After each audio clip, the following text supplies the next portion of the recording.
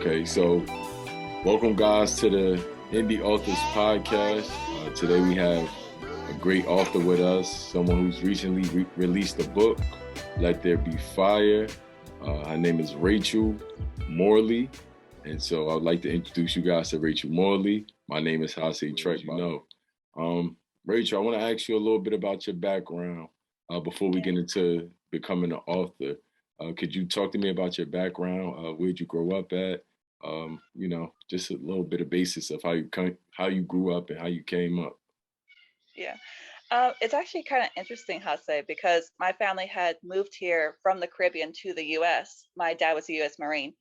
Wow. And I grew up relatively poor. And to kind of illustrate that, it was that we didn't have heating in winter. So we all just kind of piled up the blankets to share the same bed.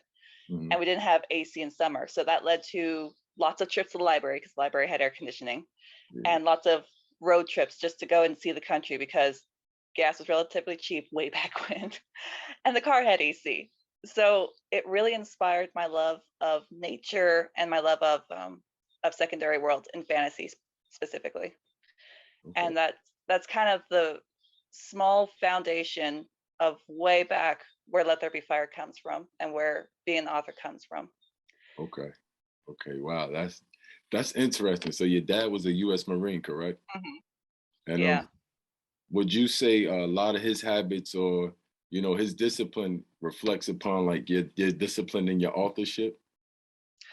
I don't know about that. I am very much like my dad, where he's very quiet, he's very reserved, Okay. and I'm also a very quiet, reserved person. And it's taken probably the last 10 years of my life to be more talkative and to actually agree to do something like an interview. Because before I would have been like, no, don't look at me. Like, just shy beyond belief is what I would say. Like, look at this thing I did, but don't look at me. Uh-huh. Yeah.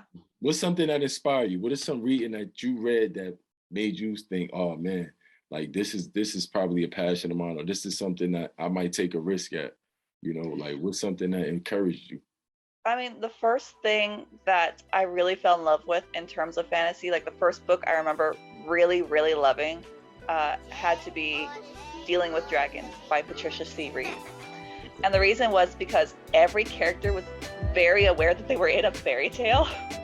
And it was so fun and it was so hilarious. And I just like devoured the entire series. And growing up I just kept reading more and more fantasy, trying to like go into that second world. But I never hit that humor again until Nicholas Ames. And I would get bored in high school because I'd read so much. I had already read books that we were supposed to go over. So I was bored and just kind of like doodling my own stories. But I didn't take it seriously until pretty recently, probably like the last 5 years. I was like, you know what? I actually want to do this. I've had people look at my little scribbles and they're like, oh yeah, I really like this little adventure, or I really like this character.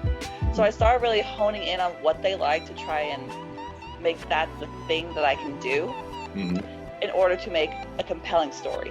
And it's been like the last 5 to 6 years that I was like, all right, I'm going to try and take this seriously. And it wasn't until 2020 when I was like sitting down, like, no, we're going to make this happen because now I have all the time in the world. That's good. You found the courage. Enjoyed this That's video. good. Make sure that you like, comment, share, and stay chiseled for more content.